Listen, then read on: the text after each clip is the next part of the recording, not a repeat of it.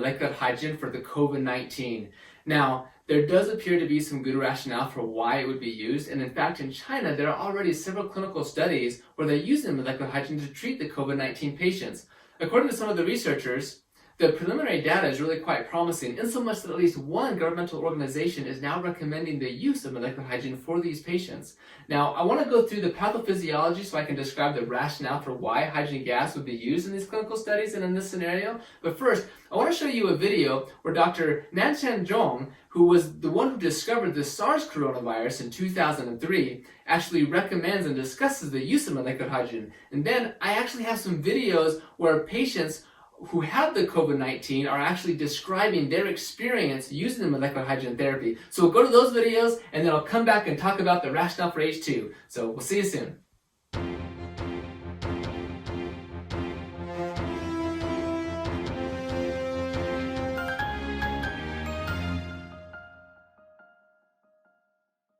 We just finished some of the data from 3 hospitals. We use hydrogen and oxygen mix. Yes. It seems to be working very well. I am happy about that. So I just got the data right now. So from Wuhan and from Guangzhou, and 3 hospitals, altogether 60 something. And after inhaling this hydrogen and oxygen mix gas, they improve. The dyspnea improved the 2nd day, and the 3rd day, and the 4th day. So all of them showing really improved. I suppose because of at least resist to reduce the airway resist, the gas resist, airway resistance. So much easier to go into the alveoli to improve the oxygenation. I think that's a good way. 你刚才吸了有什么感觉？就是洗了之后来了之后这么多天，这个胸前呢没有改善，就真的用了这之后啊，这个胸前都改善了，是吗？不痛了，不痛了，不痛了，一点都不痛了，太好了，谢谢你啊，万秋教授啊，这里今天这第一回好爽啊，这个位置。阿姨，你用了那个氢氧机，感觉怎么样啊？感觉很舒服，很舒服，是不是？没有什么不好的感觉。有没有说觉得胸口就是吸了之后感觉很顺畅啊，或者是吸气的时候觉得就是很顺一点感觉？对，原来一深呼吸呢，就会咳嗽，但是用了这个以后呢，咳嗽啊，基本上没有了，而且深呼吸的时候都不会咳嗽。好，你用这个机感觉怎么样？用这个机感觉还可以。有没有说觉得好像吸气会更舒服啊，更顺畅，就是更顺畅一点，是不是？对。特别是第一次用的时候。什么感觉？感觉就是像气道打开了一样。这种感觉。对，以前不敢做这个深呼吸。用了它以后可以深呼吸。好的。你感觉吸了这个机之后感觉怎么样啊？吸了半天就感觉胸口就不痛了。不痛了。就没有那么痛，然后现在都不痛了。现在不痛了。那就以前生活都比较痛。之前是胸闷，跟前面这里跟后背都有点痛，然后吸了这个新气以后就半天以后就感觉就舒服很多，就没有痛。好，谢谢啊。So I hope you enjoyed those videos. It really is quite fascinating.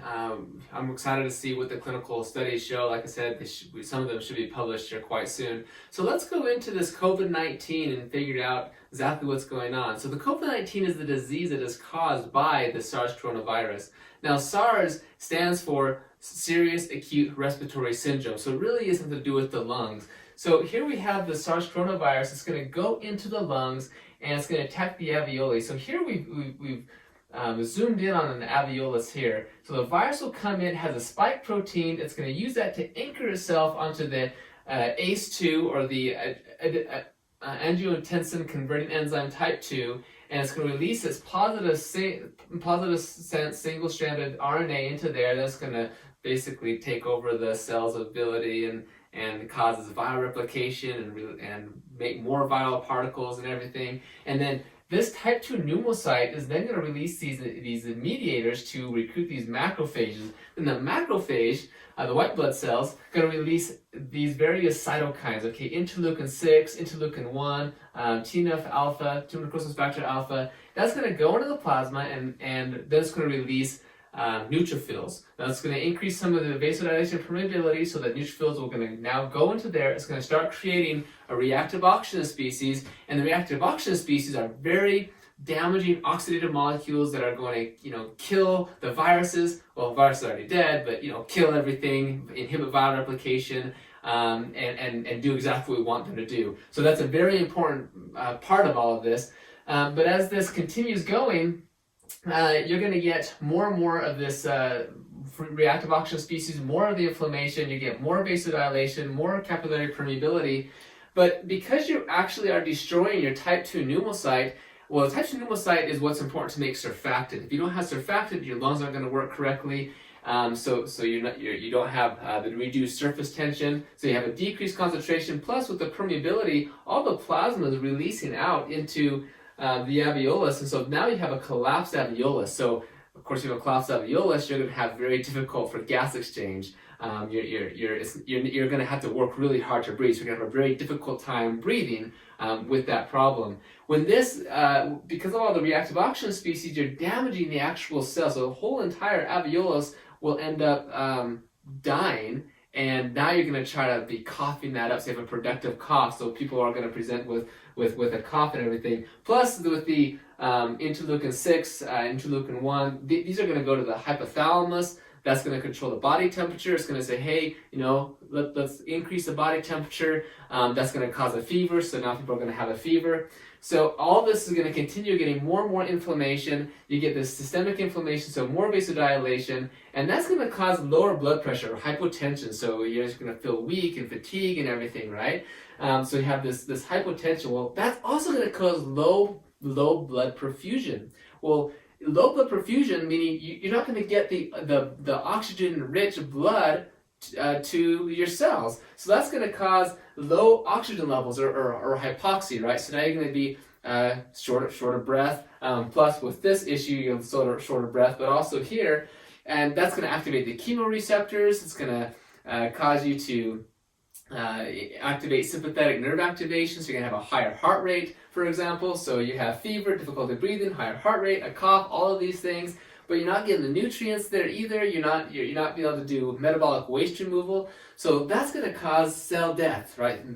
Apoptosis, necrosis, autophagic cell death, the different pathways of cell death, and that's essentially killing enough cells. You're going to cause multi-system organ failure. Now that's of course really bad. Like for the lungs, like this is what we're talking about right here. Also in the kidneys, you're not getting the right blood circulation and everything, so your kidneys start having problems. You have higher blood urea nitrogen levels. Your liver is also being damaged. You have ALT, AST, all these different tissue damage that's occurring on. And as this continues, you can get ours, the acute respiratory distress syndrome. Now, most people who die of, say, COVID-19 or other SARS-like viruses, they die because of the acute respiratory distress syndrome. Again, it's a disease of the lungs, and that, of course, all this leads to death. So we need to stop this, right? That's the whole goal, is what can we do to stop this? And of course, the idea is, okay, how do we inhibit viral replication? How do we inhibit all this stuff? How do we get our immune system going?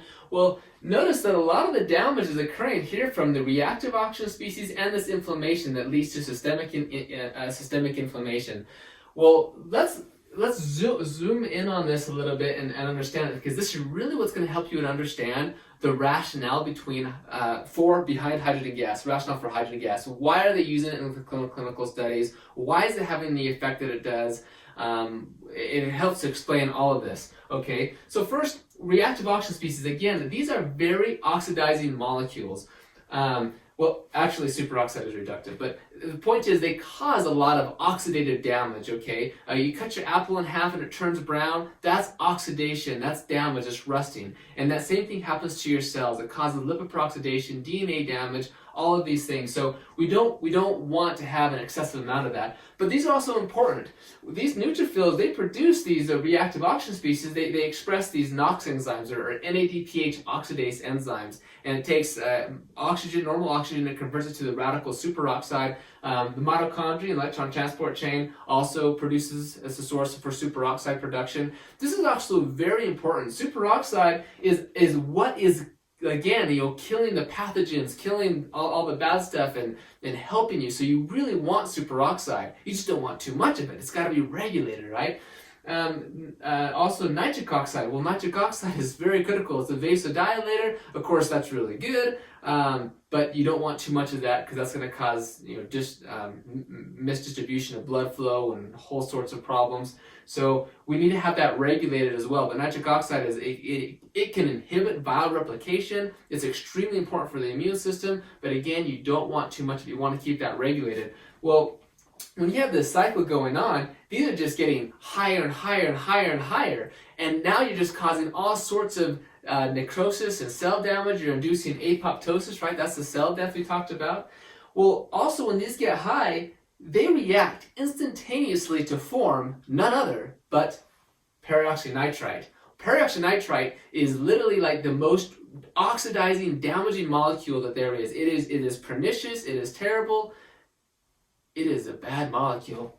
And not only that's a bad one, but then there's also the hydroxyl radical. The hydroxyl radical is actually the most cytotoxic reactive oxygen species. It's just bad. Both of these guys are just bad. That's why they're in the red color, because red means bad in this case. When these get high levels, they form peroxynitrite. Peroxynitrite can form the hydroxyl radical. Superoxide can also form the hydroxyl radical through a process called the Fenton reaction. Like there's iron and different things. It can cause this to catalyze. So I just want to point out that these guys right here, they do us no good. We do not want them. They cause cell death and everything. These guys, on the other hand, they're important for our immune system, for our function, everything. So we actually like them. We need them to be regulated, okay? Well, these enzymes are very critical to regulate these, and they get hyperactivated by the immune inflammatory response we'll talk about over here. So, but typically, let's talk about superoxide, for example. The body regulates this because superoxide, normally it's just, once it's done its magic, once it's done what it needs to do, it's quickly converted by superoxide dismutase, the body's antioxidant enzyme. It's converted by hydrogen peroxide. That's converted to water and oxygen by, say, catalase or glutathione peroxidase. It's no problem. The body can take care of this. These are our body's natural antioxidants, and they are regulated by what's called this NRF2 keep 1 system. Okay, so here we have like a cell, and here's the nucleus.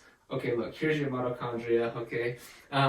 But what can happen is that NRF2 keep 1 is a transcription factor that when it gets activated, check this out, when NRF2 keep 1 gets activated, it goes into the nucleus and binds to the ARE, the antioxidant response element, or ERE, the electrified response element, but here it binds and induces the translation, transcription, production of the body's natural antioxidants, like your glutathione, your catalase, your superoxide dismutase, your glutathione peroxidase. In fact, NRF2 regulates over 200 different cytoprotective proteins and enzymes. Okay, this is the phase 2 enzymes, detoxification and antioxidation. It's all right here with the NRF2 keep 1 system.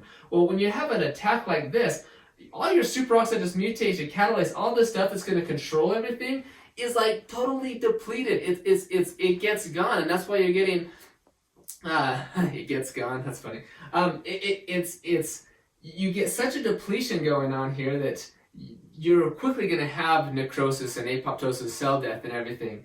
So that's why NRF2 is so important. Well, look what happens here. So now let's talk about hydrogen a little bit. Molecular hydrogen actually has the ability to activate the NRF2 keep 1 pathway. And when it can activate the NR2 keep 1 pathway, it's going to help to replenish and maintain that redox homeostasis of your glutathione, your superoxide dismutase, your catalase, like I said, over 200 cytoprotective proteins and enzymes. And as it does that, it's going to help to maintain this whole thing, okay? So that's one critical aspect. Another critical aspect is hydrogen can also regulate this area over here. It can actually regulate the NADPH oxidase system. It can actually down-regulate this, so you actually get less superoxide production. If it's too much, for example, it can help bring that down, as well as regulate the nitric oxide synthase enzymes, has regulation in the mitochondria. So actually, some really neat benefits in the mitochondria that we're finding with the hydrogen gas. So here, hydrogen is able to take care of the ROS. Oh, and these guys right here. So hydrogen actually can selectively reduce these guys, the hydroxyl radical and the perioxynitrite. Okay.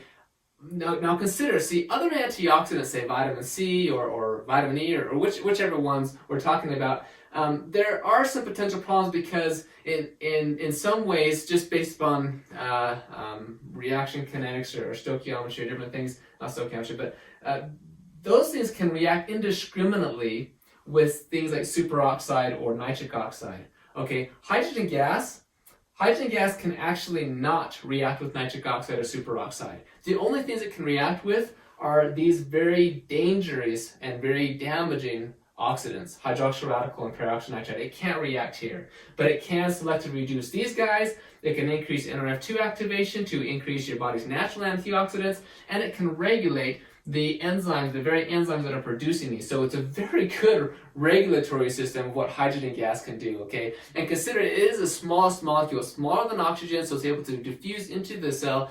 into the nucleus, into wherever, very easily, where it can have these regulations, okay? Okay, so now let's go to the inflammation, okay?